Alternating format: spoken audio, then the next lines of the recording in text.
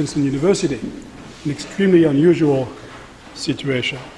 And 3, of course, it has to do with topics related to the environment in as wide a sense as we can make that to be. And so I will announce the future speakers.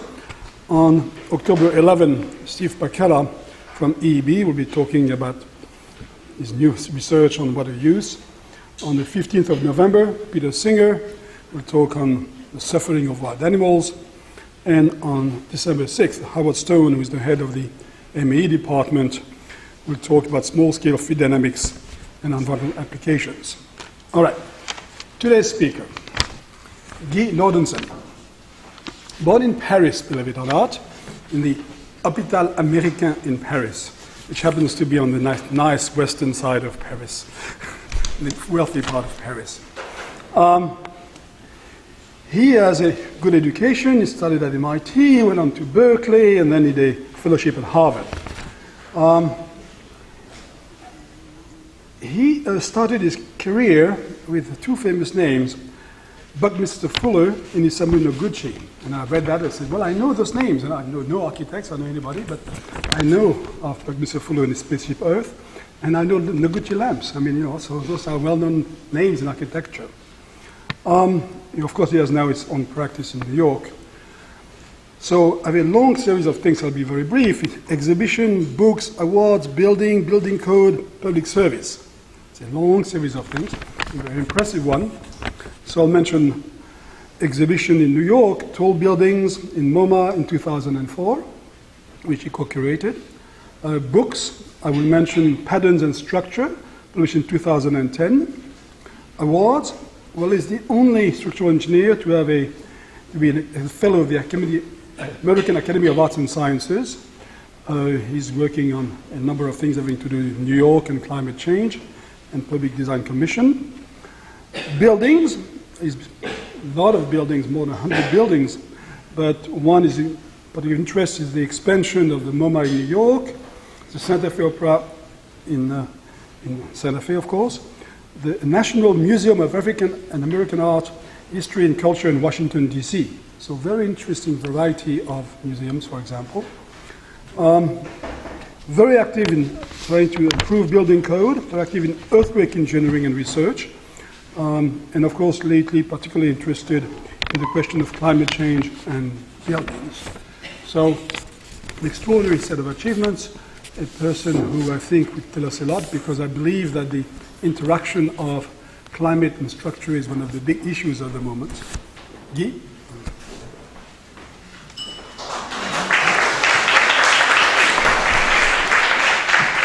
Here's the clicker, and you have to just wait.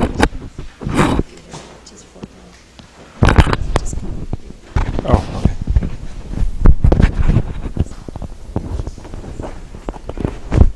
In my pocket? Yeah. Okay. Clicker and pointer. Is there a way to turn the light down a little bit on the slide? Oh, perfect. Great. Thanks. Hello, and thank you for that introduction. I will not give the lecture in French. So I want to talk here about some research that we've been doing here at Princeton for a couple of years, and a particular aspect of that research that relates to how we assess the coastal flood hazards in the United States. We organized a workshop about 1.5 years ago in New York where we presented some of these findings and have been advocating since for a new approach to coastal flood hazard mapping. And so I want to first introduce the research that led up to that, and then give you some observations about this particular question. The research project and program that we've been involved in here at Princeton for a couple of years is actually a continuation of a series of projects that Michael Oppenheimer, Ning Lin, Jim Smith and I have been working on together for almost 10 years now, which is a combination of development of design strategies for coastal resilience with the assessment of those strategies using state-of-the-art climate science and storm surge modeling. So we're trying through this work, and what I'll show you today, to set up a framework to bring together design and engineering and science as a way to improve coastal resilience and flood hazard protection. And this particular project was the most recent of a series where we were working with different design teams to develop designs, but at the same time develop a new approach to the assessment of the hazard itself. In this case, we had a grant from Rockefeller Foundation, and we brought together teams from different universities, listed here from Penn, City College, and Harvard, and also here at Princeton, each of which was working on a particular site along the North Atlantic coast, developing designs, and then in turn we were evaluating the flood hazard at those locations. So the 4 locations that we identified in Rhode Island, Jamaica Bay, Atlantic City, and Norfolk were also of interest to the Army Corps of Engineers, whom we were collaborating with on this project. Our purpose was to influence their own developing strategy for the North Atlantic coast. I want to, and so this is the way we were organized. We had a team led by Ning Lin and Michael Oppenheimer that were assessing the coastal flood hazards. We had a group led by a former a PhD graduate from Princeton, Mike Tantala, and a student of Eric Van Mark, I believe, who was helping us with GIS mapping, and then a team of designers at each of the universities looking at each of these 4 locations.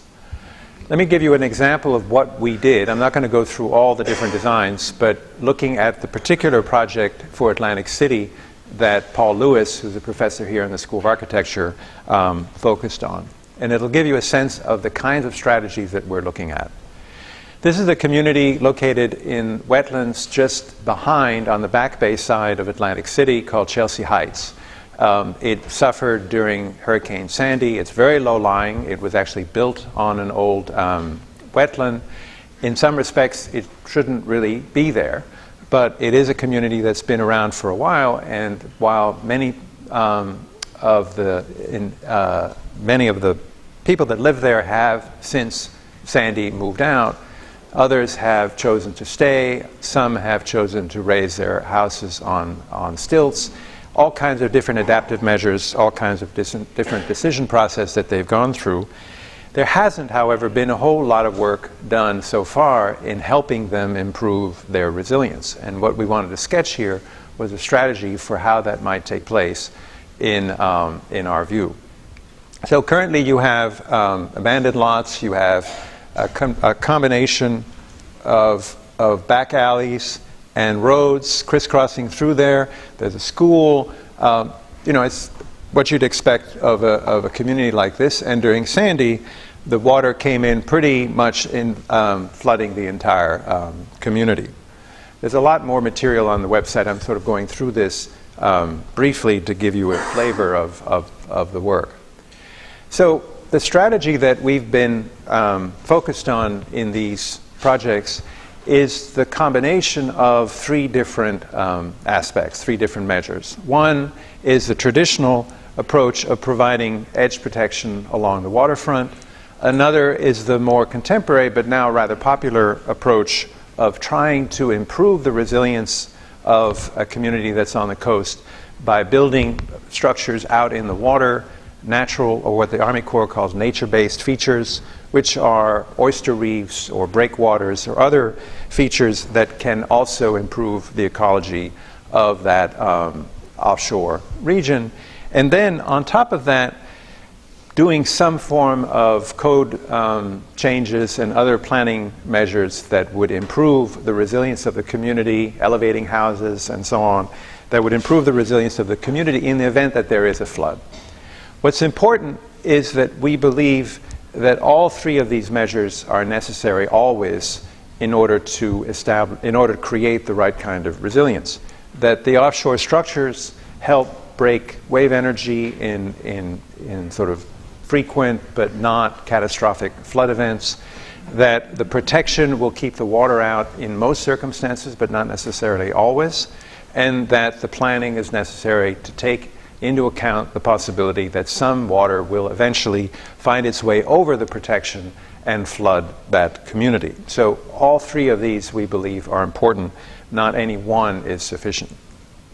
So the design that Paul Lewis's team proposed for Chelsea Heights includes all this, taking a roadway along the edge and elevating it, building wetlands on both the waterside and inland of that roadway, introducing a series of canals, which I think is one of the more innovative aspects of his design, in the back alleys, which help to irrigate some new wetlands that could be introduced in the abandoned lots, also help to drain the community.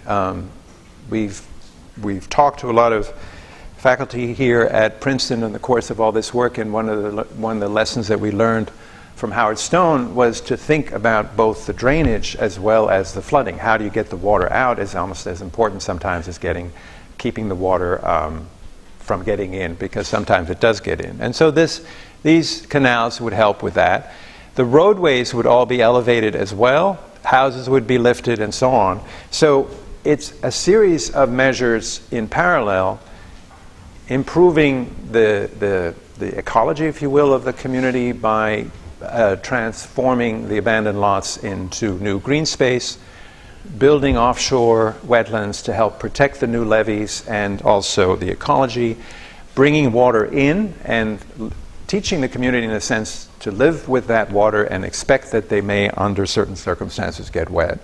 And then creating this kind of layered protection, as you can see here, that when you do get some water that may overtop the levee that you built, you have other layers behind that will potentially stop that water, or even if the water comes in, it's not as much overtopping that levee, and you've prepared the community to deal with that flooding through a variety of measures. So this is, in a sense, a picture of what adaptation and resilience can look like. So to do these assessments of these kinds of designs, we went through a process, as I mentioned, working with the teams here on developing a new approach to the coastal flood hazard assessment. The first step that was led by Michael Oppenheimer was to evaluate the specific sea level rise for each of the locations that we were looking at. This is a project, this is a subset of a larger project that Michael and his team have been working on for quite some time in developing site-specific or location-specific sea level rise estimates looking out into the future. Sea level rise is a combination of all kinds of factors, including the subsidence of the ground. The sea level will rise in different ways, as you well know, around different locations on the planet. So if we're going to evaluate the coastal flood hazard for a location, we have to take that specific sea level rise of that location into account. And this is some of the predictions that were made by Michael's team, and then here plotted extending out to the end of this century with appropriate bands for the uncertainty. The next part of this is the work that Ning Lin has been doing for quite some time and is currently working on again in a subsequent project funded by the National Science Foundation, which is to develop the basis of the storm surge prediction from the use of global circulation models. In this case, she worked with 4 out of the many models that are available, and from those developed a series of tracks, working with Kerry Emanuel at MIT, which were then used to generate probabilistic curves for the storm surge for our 4 different locations. This is important in that it gets you a wider range of data from which to make those probabilistic assessments, rather than relying on a small number of historic storms. We have maybe 30 storms, for example, for New York area. That's not enough to anticipate and predict what will happen in the future. For example, Superstorm Sandy was nothing like any storm that we had before. So from that, looking at the return period, we have these different curves representing the 4 different GCMs. There is an approach that they took also for modeling the tail of the distribution, which is very important for the work that we're doing. All that is spelled out in our website. And then we took the mean of those different results from the global circulation models to develop the curve for our work. And then extending, she did the analysis for the end of the century. She had the data for the beginning of the century, and then we extrapolated between those to get the values for the intermediate stages in the century that we used for our analysis. We included, or she included also with her team, the effect of tides. So the effort here is to come up with an approach and a model for integrating the sea level rise specific to the location, as well as this probabilistic approach to assessing the storms that will affect each location.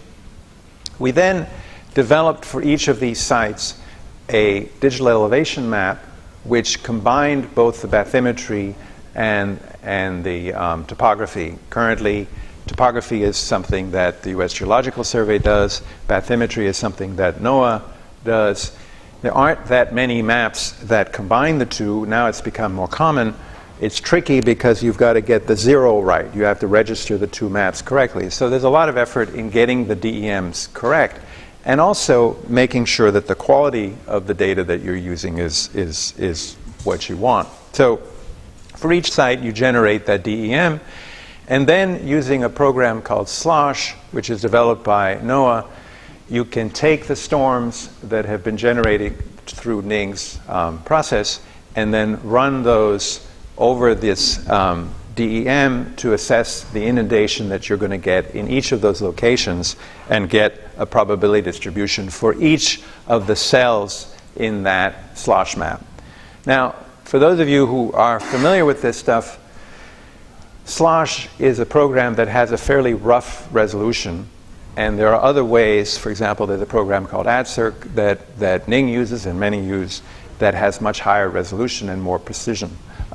We chose to go with SLOSH partly because we had to run a lot of different hurricanes through it, but also to make a point that given all the uncertainties associated with this problem, it's not necessarily appropriate to refine the resolution of these models much more than what SLOSH already gives us.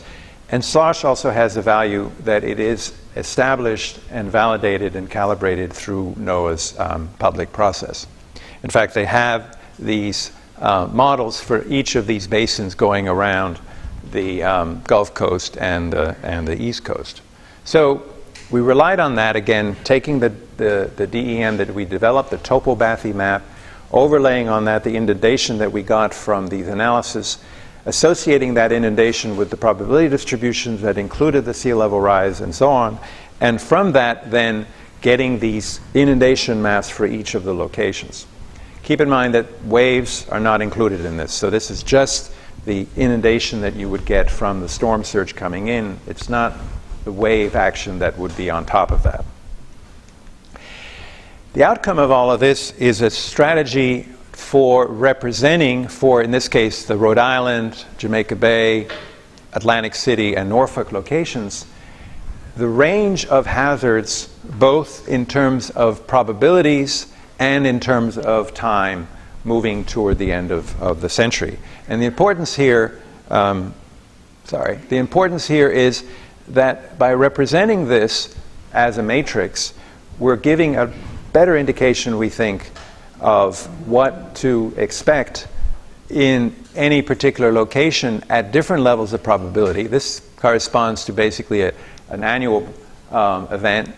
This corresponds to a 100-year return period, a 500-year return period, and a 2,500-year return period.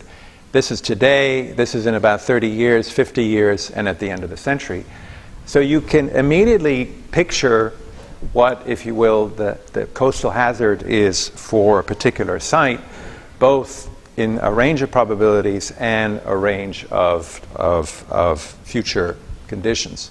So, for example, looking at Jamaica Bay, a strategy here developed by Catherine Sievett at City College.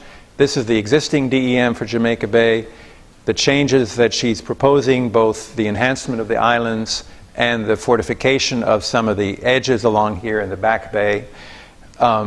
These are her strategies, which I won't go into detail, but a way to get the islands to keep up with sea level rise and maintain those wetlands and the protection that they provide, and then protecting the communities with edge protection, which would keep the water out, but of course only up to a certain point.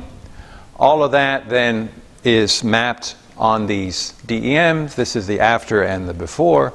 And then from that, we get the inundation on top of that and map that in these matrices. So for, again, the annual flooding occurrence, the 100-year, 500-year, and 2,500-year, you start to get a picture of what the extent of flooding is with and without the measures that you would introduce. And you can start to look at how that changes over time based on the modeling that was done by Ning's team and also Michael Oppenheimer's team. This is not the last word on flooding. It doesn't include wave action. It doesn't include a lot of things. It can be very much improved, but it's a lot different than one isolated snapshot. Currently, all the flood maps tell you is a 100-year return period today. They don't tell you the range of probabilities, and they don't tell you how that's going to change over time. And so when you're designing some form of coastal protection, you're not really designing in resilience. For example, Congress mandated that all the protection that was built around New Orleans after Katrina would be designed for the 100-year return period. That means that it's all designed for that particular flood level. There's no assessment of what happens in the 5 or the 2,500-year return period or over time, and so it's a very fragile system. It basically has a on-off condition. If the water hits above that level, then the water goes over, and nobody has really planned for or anticipated what those consequences might be. In our view, if you look at this picture in 2D rather than 1D, at least then there's an improvement in your way of thinking. So again, today, climate conditions, you have the different probabilities associated, and you can click through those, and looking at a particular probability over the course of the future, you can click through how that changes as well. So as I mentioned, there's a website that we produce that has an enormous amount of information and data in it, and if you're interested in this, I encourage you to go there. It's called Structures of Coastal Resilience, and has all the background and information. So with that as background, the argument that we've tried to make to the various authorities, if you will, in Washington, is that we really need to step back and reevaluate how we map or represent coastal flood hazards. And as Francois mentioned, I came into this through earthquake engineering, worked in that area for a while in the 80s and 90s, and there was a lot of progress made as a result, actually, of a bill passed by Congress in the 70s called the National Earthquake Hazard Reduction Program, which established constant funding and specific roles for different agencies to develop maps to represent earthquake hazard, but also measures to mitigate those hazards. And I think something similar is necessary for coastal flood hazards. And the same kind of public process as has been followed with the earthquake field should be followed as well for this field. So what would that look like? One, it would be probabilistic. It would include different probability levels and incorporate within the hazard assessment the probability distributions of things like the sea level rise, etc. And that's what we've tried to map in the work we've done. Two, it should incorporate both tropical cyclones, but also extratropical storms, and I think also tsunamis, and this is controversial.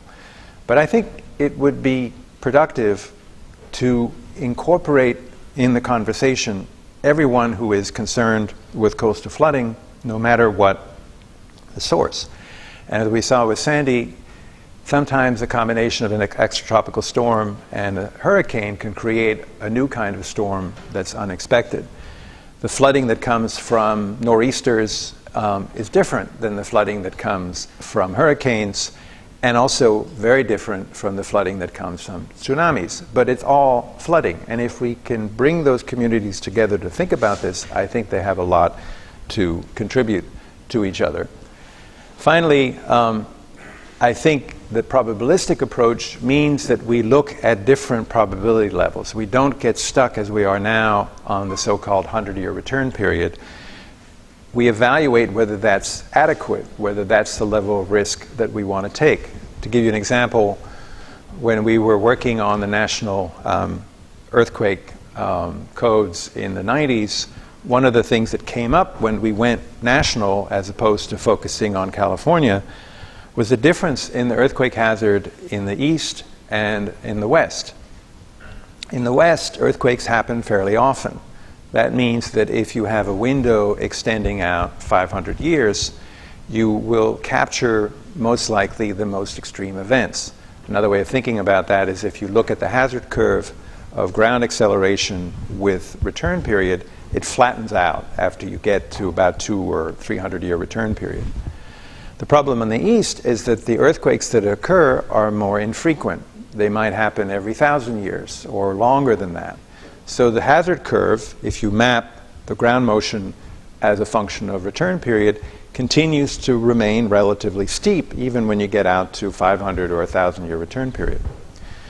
The solution, in order to get the acceptable risk to be similar all around the United States, was to extend the return period out to 2,500 years and then anchor all the hazard curves at that level as a way to normalize the approach for both the east and the west coast. That took a lot of discussion and and it was controversial for a while, but now it's established, and it gives everybody a sense of confidence that we have incorporated the extreme event, the tail of distribution, if you will, in the way in which we approach earthquake hazard reduction.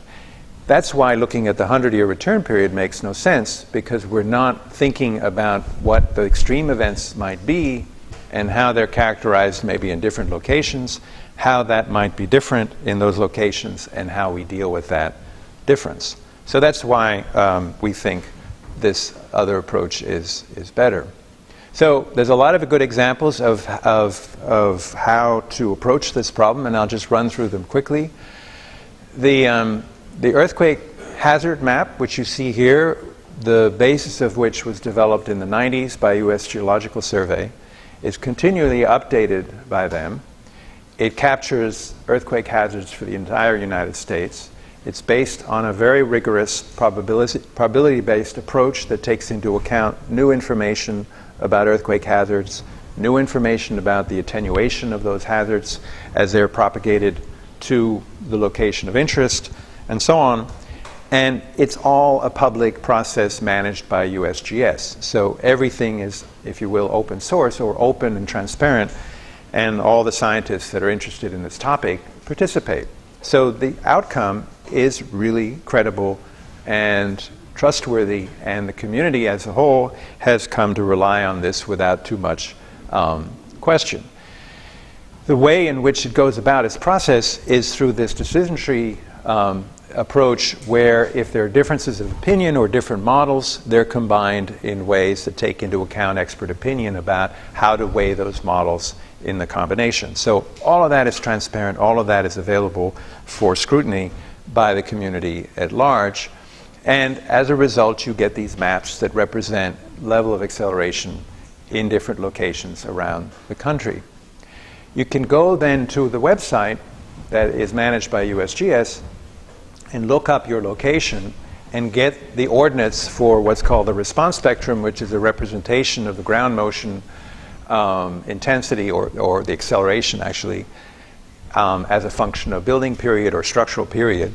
You can get all that information online, and if you go to a seismologist today and say, look, I got this really important building, I really want to get exactly the right information for that building because I don't want to get it wrong, could you please do an assessment for me, which was common 20 years ago, they'll come back and say, look, you don't need me, just go to the website.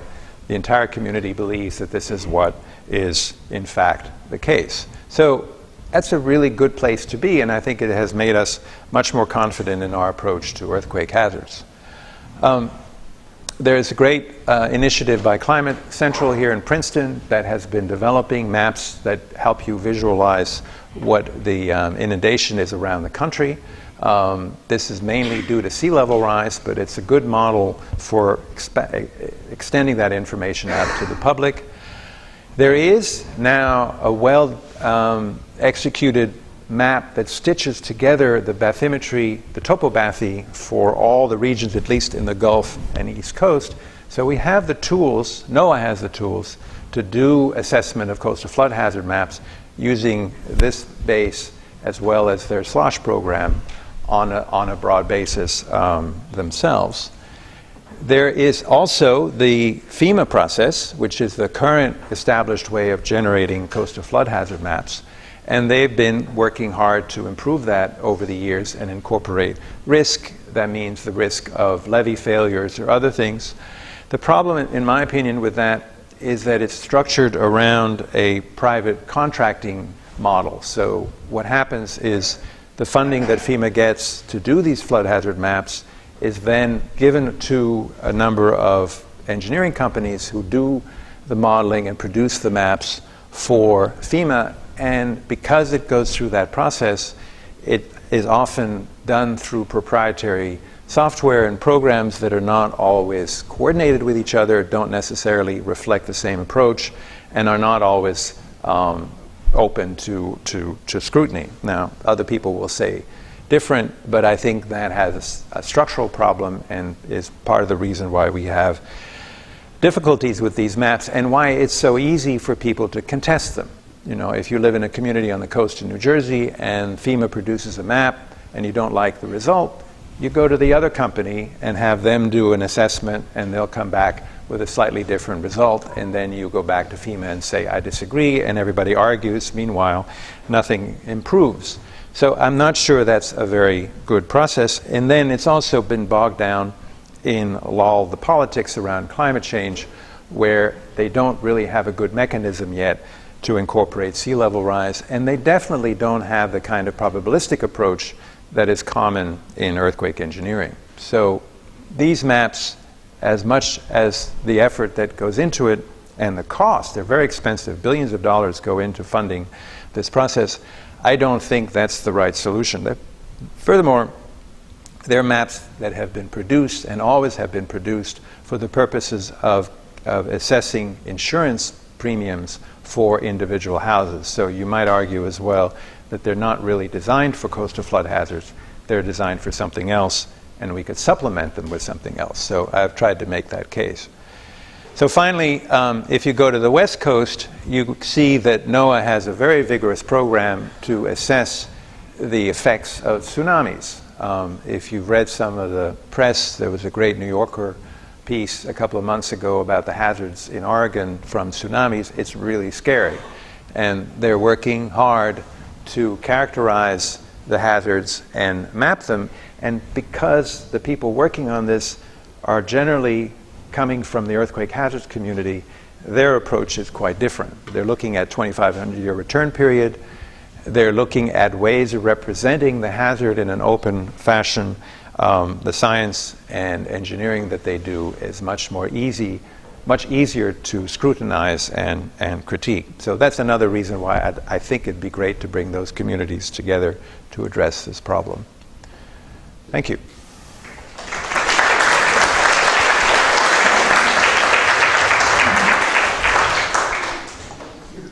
Yeah, of course. Question. Yes, sir. You said you didn't take into account waves. Do you have any estimate of what the effect of waves would be? Well, it varies a lot.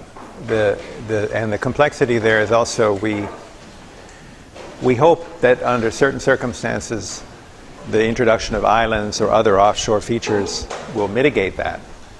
But if the storm surge is really substantial, then all of that gets buried under the storm surge, and it doesn't really do much. So that's work that I know Professor Lin is working on. Depending on where you are, the waves may be generated in the Back Bay because of the fetch. or they may be substantial waves coming off the ocean. You know, it's another ballgame. I think the baseline that we're trying to establish with this would serve as a kind of steady state assessment that would then be supplemented with. Yes, sir. I had a question or a comment also relating to the 2,500-year return period choice. The focus here is on the extreme event, on the peak event, and should we also not be concerned with the recurrence of lower level events, in other words, accumulating damage as opposed to just focusing on the extreme in 2,500 years? So what we're trying to argue for with this matrix is that you would design a system, let's say, with offshore wetlands or islands, some form of protection, and then some measures behind that protection in the event that the water gets over the protection, that would then be evaluated according to all these different boxes. So what's going to happen to the system when you get, you know, flooding due to a spring tide or a 100-year return period event? How will it perform in that case? And how will it perform when that happens repeatedly? But also, how will it perform in the more extreme events, say 500 and 2,500-year return period? So let's say you design that edge protection for the 100-year event. Then presumably on an annual basis, it erodes less because of all the islands that you built, and so the sort of day-to-day wave action is not affecting it as much. When the 100-year event comes, it stops the water. But when the 500-year event comes, the water goes over the top. Now, depending on how well designed it is, the water going over the top could damage it, because levees are not usually designed for the water to get behind, so you've got to design for that. So that's the first thing you discover. But then you also have an interesting calculation of, if this is a hurricane, right, the surge may take place over the course of 8 hours or something, and that may or may not correlate with the tide. So however you assess that probabilistically, the amount of water that goes over that weir of the levee may be small amount. You know, how long are you overtopping, and how much water does that represent? It would be great to be able to calculate that. Then you can extend that back into the community and say, in that event now, given all these measures, you're going to have to deal with a foot of water as opposed to 3 or 4 or 5 feet. And I have some confidence in telling you that. Now, in the extreme event, the 2,500-year event, which I think is important as a kind of worst-case scenario event to think through, now maybe you're dealing with something for which critical facilities have to be evaluated, but there's not much you can do for normal structures. So then that's where you talk to the police station people, the hospital, et cetera, and say, look, you want to keep your critical functioning set up so that the water that's going to overtop that thing that I built out there in that event is not going to put you out of commission. So that's what it's, you know, in earthquakes, you know, as you well know, you often look at the service level and the extreme event. So how is my building going to perform with a more frequent occurring event? And then how does it perform, and how do you prevent collapse in the extreme event? And we're trying to do that, but at 4 levels.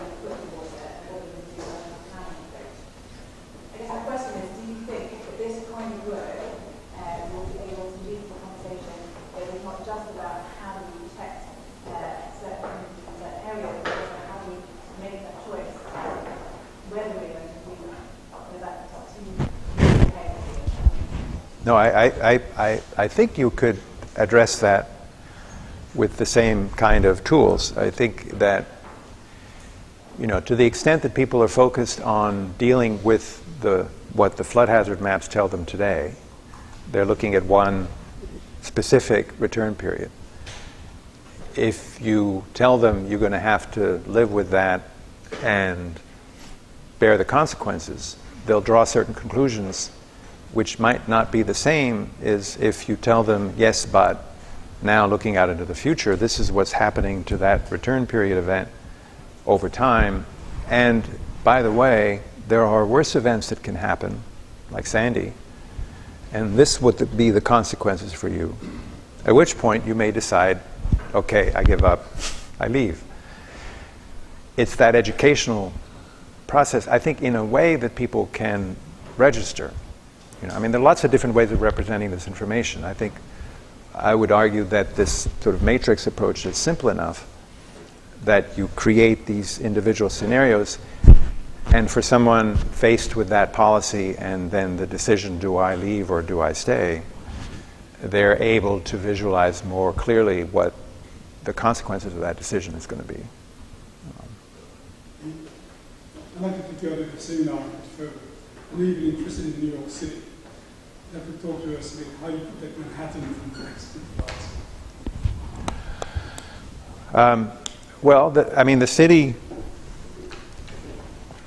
The city is really at the vanguard of trying to think intelligently about this subject, particularly after measures that Mayor Bloomberg put in place. So the first thing, again, in terms of allowing people to make informed decisions, Bloomberg created this New York City panel on climate change, which was modeled after the IPCC, which gives the city information about what to expect in the future in terms of sea level rise and heat island effects and so on. So there's a baseline of data and information that's distributed. Then after Hurricane Sandy, Bloomberg initiated this very intense program to come up with specific proposals to protect different parts of the city. And it was interesting that a clear decision was made early on, both by him and the governor, not to propose some giant flood barrier. So there was a lot of people that said, why don't we just do like the Dutch and go out and build something between Coney Island and Sandy Hook and just keep the water out.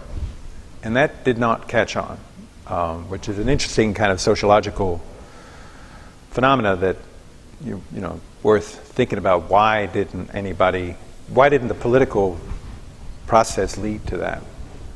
Instead, they came up with 257 different measures.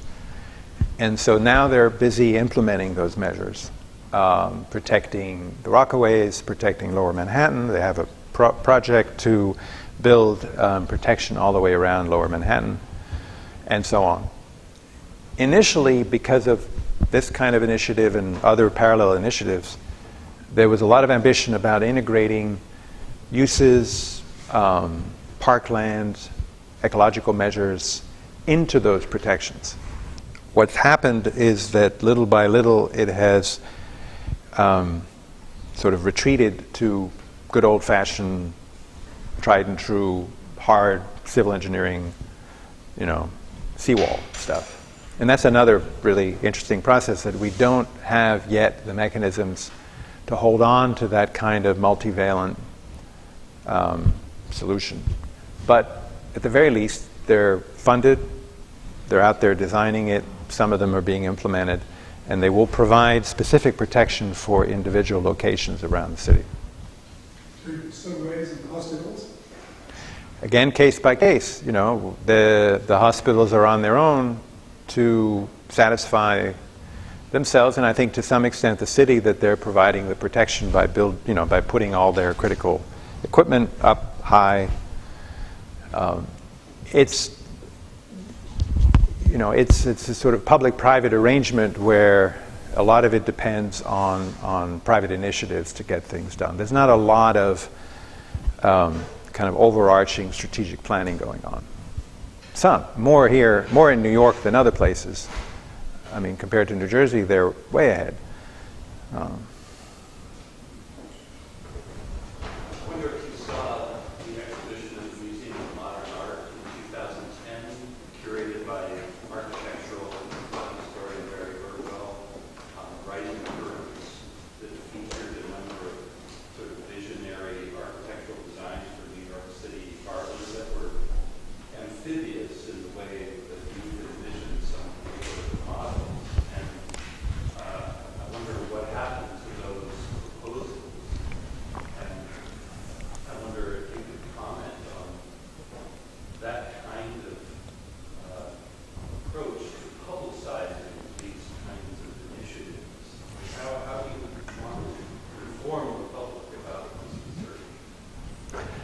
I wish I had taped that and I could play it to my wife, who would get a good kick out of it. So I initiated that exhibition with a project that my wife and I and Adam Urinsky, who was a graduate of Princeton, did with students here, which led to a book called On the Water, where we proposed a transformation of the New York Harbor to make it more resilient and protect it against storm surge, but also to make it into a public space. The case that we were making was that the New York Harbor, the upper harbor, which we were calling Palisade Bay, was potentially a public space similar to Central Park, where the region could look at itself, if you will, through that public space. So we made that case, and then I had done some exhibitions before at MoMA, and so then worked with Barry Bergdahl to set up that exhibition and organize the competition.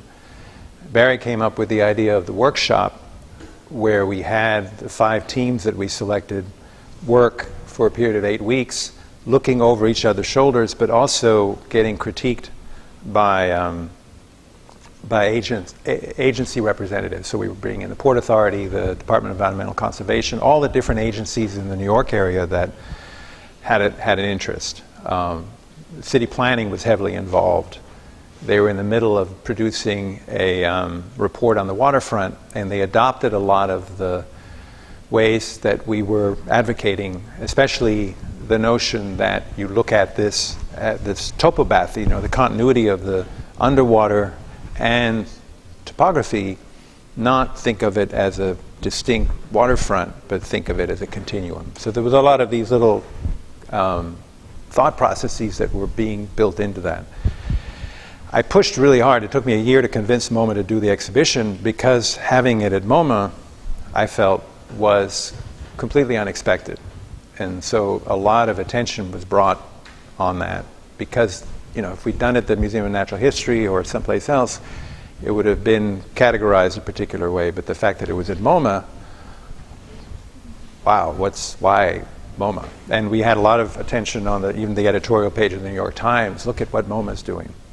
So it really shifted the way the city thought about things.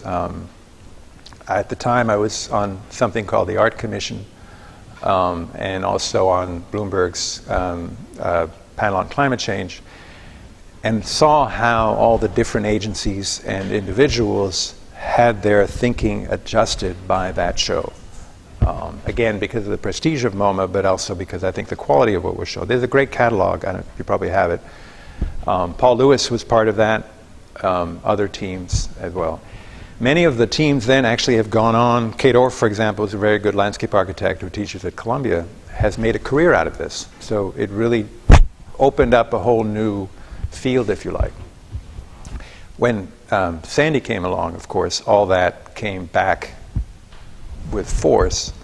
MoMA wanted to do a Rising Currents 2 show because they were so excited about the influence that they had.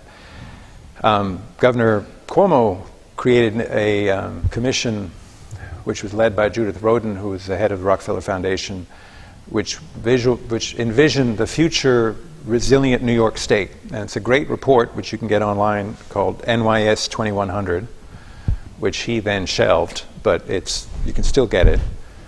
And in that, they took all the stuff in the Rising Currents show and elsewhere and said, this is what the future should look like. And then the thing that I was telling you, that the big initiative that Bloomberg did after Sandy with this giant, stronger, resilient New York, he called it, had lots and lots of proposals that were heavily influenced by that. And then after that, Rockefeller Foundation initiated another program parallel to the one that we were doing called Rebuild by Design, which Sean Donovan oversaw at HUD, which created a similar competition for design teams to come up with resilience measures around the New York, New Jersey area, which then led, and I was on the jury for that, led to an award of $1 billion. It's the first time I've ever sat on a jury where we awarded in one day $1 billion in funds. I mean, we didn't really do it, but we recommended to Donovan, and Donovan did it, to all these different projects. So all the communities got money to implement these projects. And then Rockefeller did another initiative after that called the National Disaster Resilience Competition, which allocated another $1 billion to various communities around the country. So there's been a lot of repercussions of that, and the structure of it has really, I think, echoed through all these different initiatives. The problem is, though, with all of that goodwill and all of that good initiative, when you get down to the nitty-gritty, the stuff that's getting built is still not as sophisticated as many of those proposals would suggest. But so this is very much in that tradition. And I'm now in the process of trying to close another initiative working with the Regional Plan Association, who is currently in the process of completing what they call the regional plan, which they do every generation. So the 4th regional plan is in the works, and we're trying to sort out an arrangement, again funded by Rockefeller, we hope, that would forge another alliance between Rockefeller and hopefully MoMA or another museum to look at a series of corridors along this region, one of which, for example, would be all along the Appalachian Trail, trying to figure out how to create wildways for the migration of different animals along that corridor, and also looking at the coastal corridor and a few others, again using the strategy of involving designers, generating ideas that are visual, but also promoting regional strategies that hopefully will catch on. And for that, particularly for that wildway, we're working with David Wilkove here at Princeton. So all of these things started out here at Princeton, and they're all about trying to bring design, engineering, and science together to promote these strategies and represent them, and then plop them in places like MoMA where people will pay attention. Thank you. Thank you.